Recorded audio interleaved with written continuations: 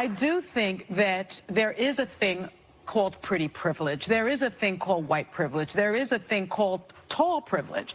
And we have to acknowledge that. And so part of it is about race, because if you think about the Brittany Griners of the world, you know, why did she have to go to play in Russia? Because they wouldn't pay her. Because they wouldn't pay her. Because they wouldn't pay, not because she was black, but because they didn't believe in the WNBA. This is part of my point. So now, you know, Caitlin Clark is bringing this money, these sponsorships, we hope, into the league, and other players will benefit from it. But I do think that she is more relatable to more people because she's white, because she's attractive. And unfortunately, there still is that stigma of against the LGBTQ plus community. I do think that there is a thing. These people on the zoo, I called it the zoo.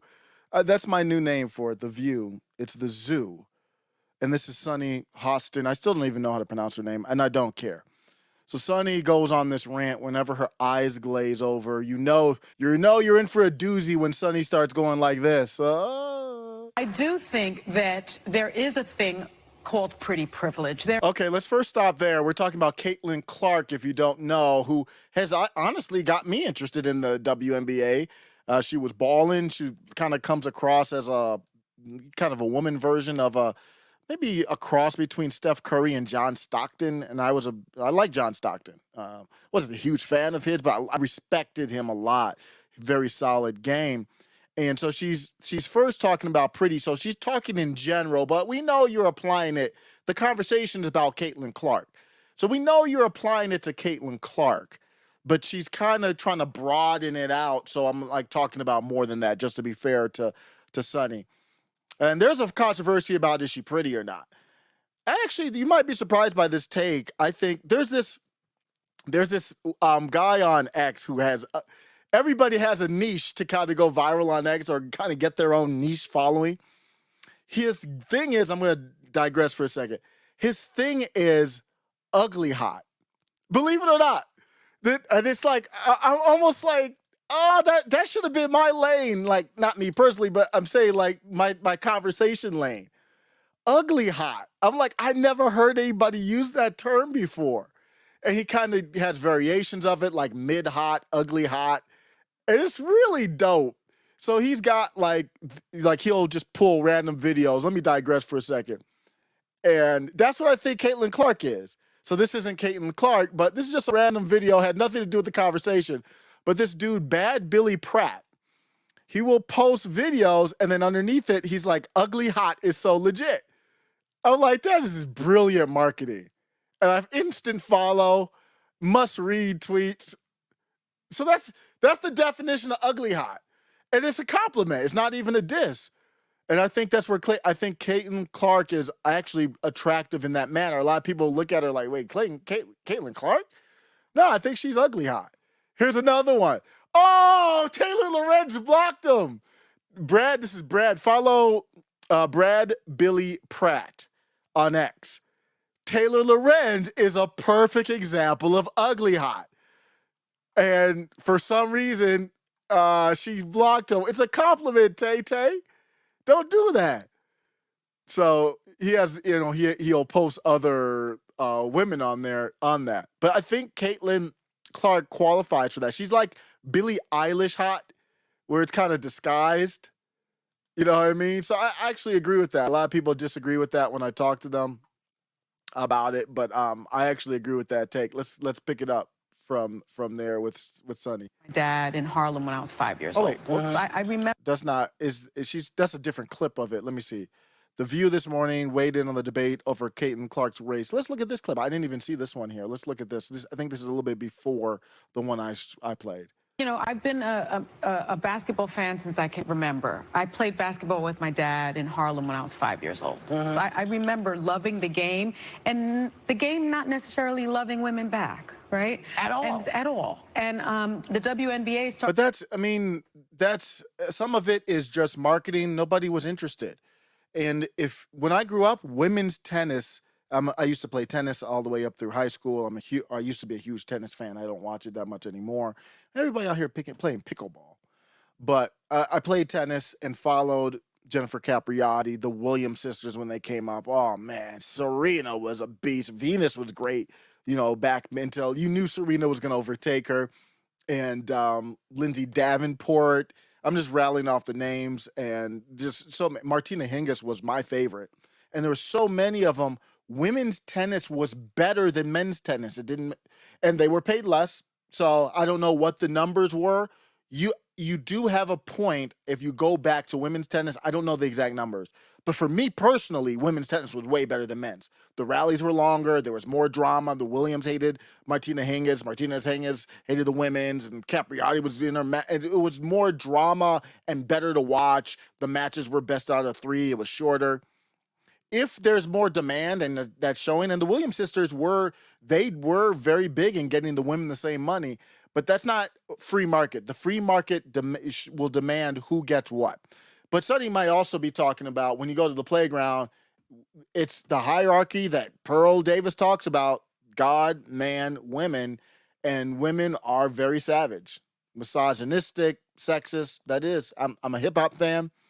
Part of hip hop is young men who are very growing in puberty, figuring out the world, and very sexist. And that's part of life. That's part of it too. Started in 1996. First games played in 1997. It's 2024, and we're just really now talking about it. And so if Caitlin Clark is the vehicle that will bring this sport that I have loved so much. And I like that she's giving Caitlin Clark credit. That's really what I'm going to do as my takeaway. We're getting to it early, but that's good. But so if you're giving Caitlin Clark credit, that's great, but it's not like she's the only one. She's maybe like the final Jenga piece, and she didn't topple it though, but the final piece to get over the hump. One of the final pieces is her. It's also Angela, I think her name is Angela Reese. There's a bunch of them that are doing it, and I haven't watched the WNBA, but I'm checking for it on X now more than the NBA playoffs are going on, and I'm checking for the drama and the clips of how did Caitlin Clark do with the fever tonight. So this is good. So long to little 5-year-old girls playing in Harlem, I say yes, bravo. Yeah. I have no problem with that. I hear a but. I sense a but coming.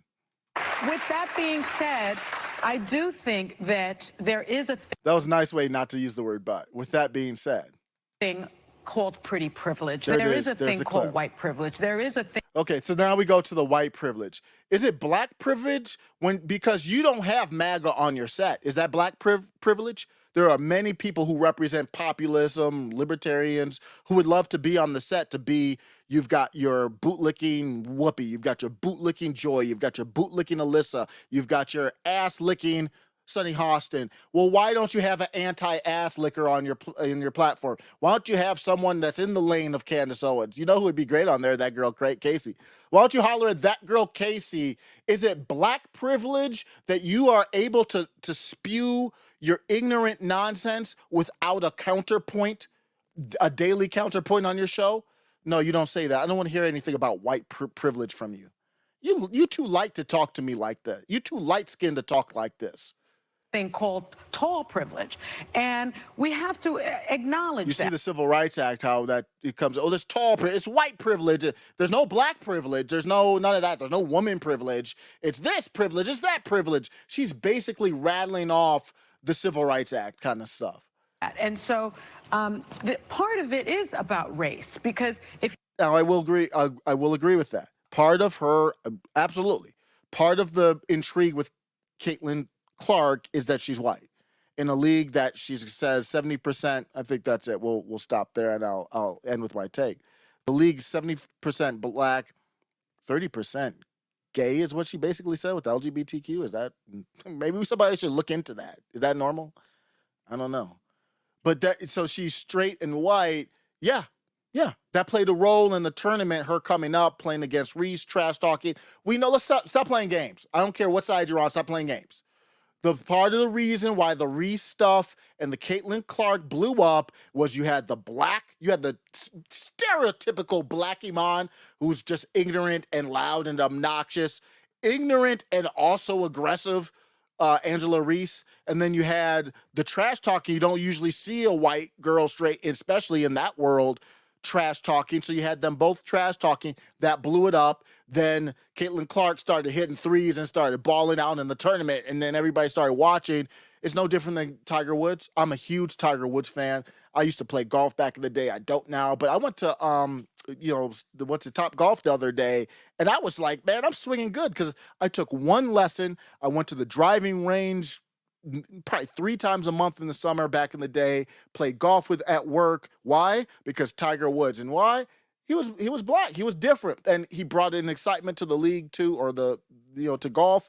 Golf has never been the same since Tiger. When Tiger was big in the bay. Oh man, everybody ate off of it. Here's my lesson. Here's my takeaway. Sonny, don't be Fuzzy Zeller. Don't say, oh, Caitlin Clark, you want to crown her? You want to bring her in? Oh, great. Let's celebrate her. Let's just not serve bland food without salt or white privilege or whatever the hell they do. Middle MAGA.